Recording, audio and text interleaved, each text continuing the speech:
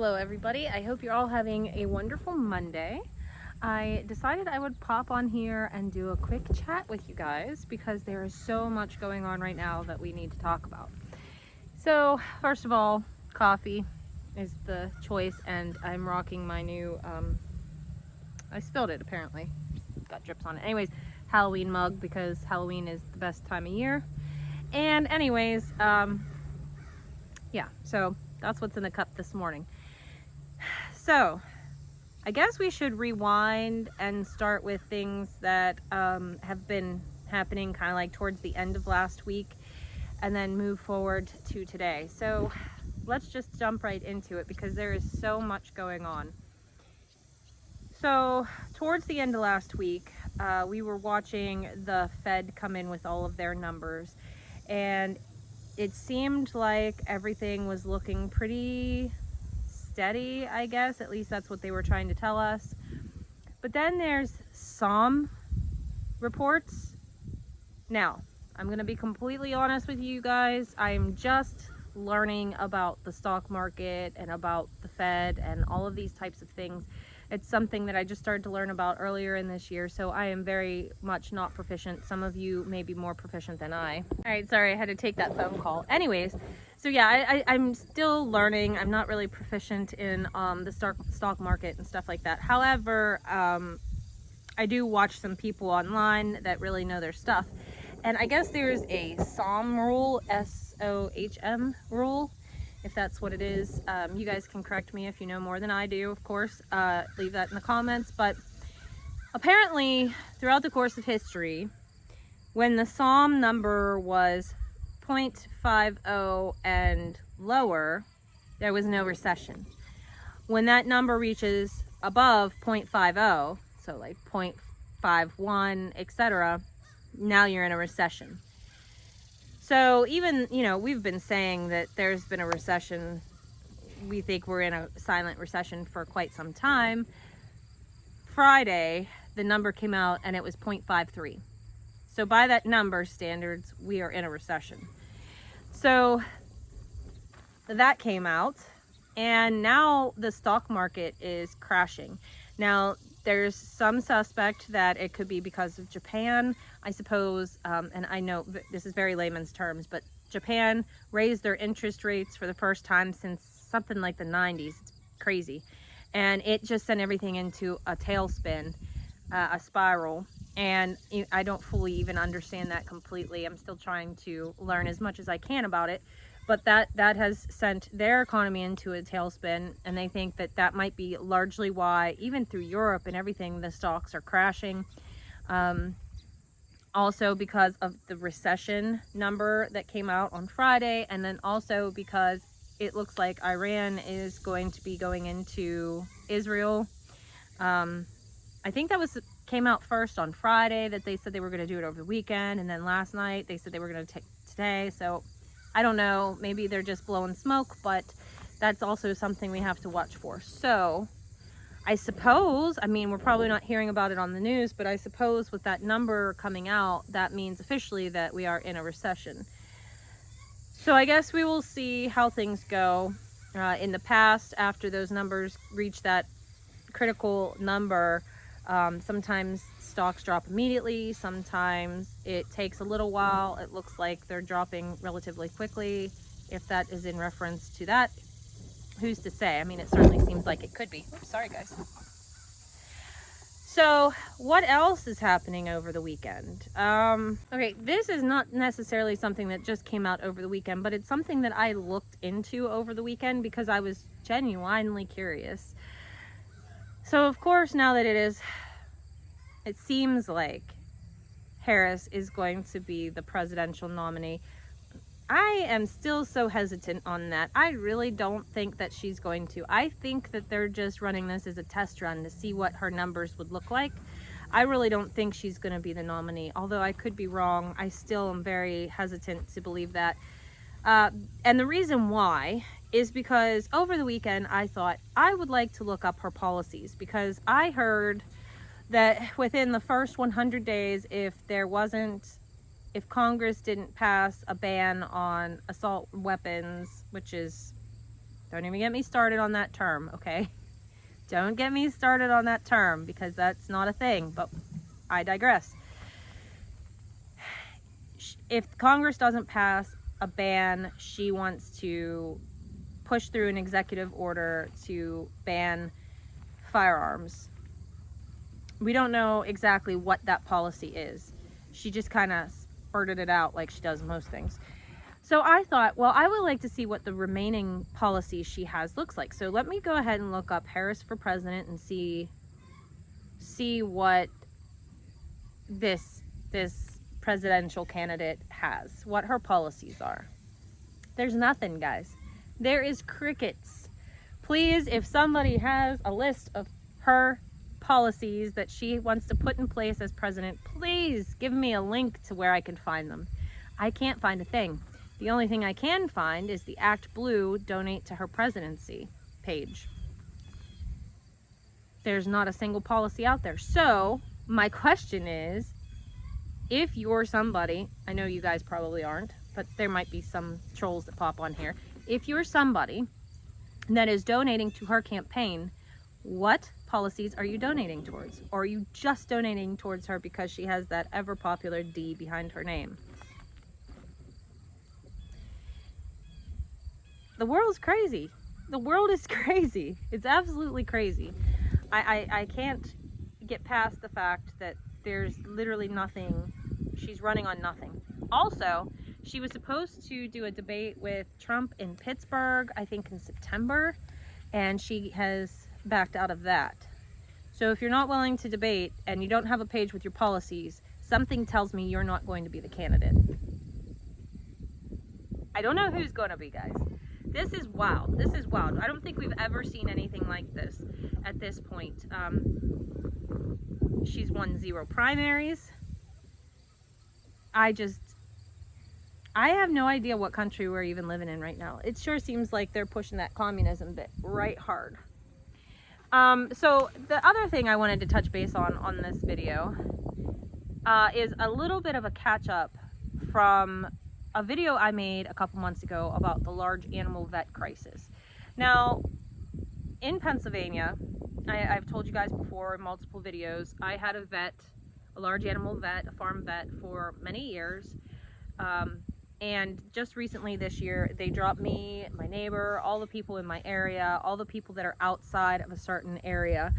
They dropped them because they don't have the staff to cover. While I understand that, that leaves many of us without options. I've called multiple other large animal vets. They're not taking new clients. So you're talking about kids that had 4-H prospects. They can't show them because they can't get their vet papers that they need. You're talking about all kinds of things. You're talking about animals that go sick and now they're just going to die because you can't get medication or vet visits that you need. It's a real mess. So a couple months ago when I made that video, I did reach out to a couple representatives. One was local, one was state. The state representative was down in DC. I called DC, left a message with some urgency, heard nothing back, called back, left another message, heard nothing back. I called a local representative and left a message with 2 offices, and also left a comment on Facebook, and I had heard nothing in return, even though my comment was acknowledged. And you know, that's frustrating. I haven't given up, but I just figured, you know, give it some time, I'll call back. Not trying to be that thorn in the side. Plus, let's be completely honest, I'm a busy gal. I got a lot of irons in the fire. So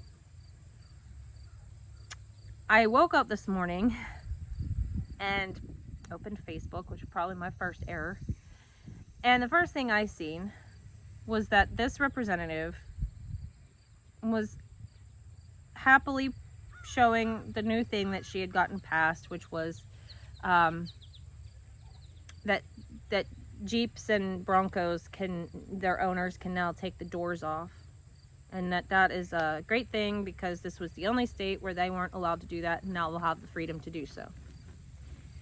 And well, it's nice to have a fluff piece to make people feel good about themselves. That post thoroughly enraged me. And now I will say that I shared it and was strongly worded about how I shared it and why I was frustrated and why it enraged me so. And she did comment, and she commented first in a defensive position. And then once she realized my frustrations and that my hostility was meaningfully directed, she did say that she gave me 2 names of people that what I could contact. And I said, that's all I wanted. That's all I wanted was direction. Point me in a direction. Who do I talk to about this? So now I have names, and she also said she would reach out. So we will see if that happens. But this is what I'm talking about, guys. We are so easily sidetracked by these fluff pieces, these feel-good things like, oh, right, we can get more airflow in our Jeep. Which, first of all, is a stupid thing to have a law against anyways. If you can ride a motorcycle, why can't you? Whatever. But this is what they're doing. Now, they may be working on harder things as well. I understand that. But you're literally giving people a fluff piece to feel good about. That doesn't make me feel good. That makes me feel terrible, because that makes me feel like my voice is not heard. My pleas, my begging, it doesn't work. And I think that's the frustration that we all have right now. All right, I'm back. Jeff pulled in, and so I figured I would put it on pause, say hello to him real quick. But yeah, so these fluff pieces, these feel-good laws that really do not impact the importance of our daily lives whatsoever.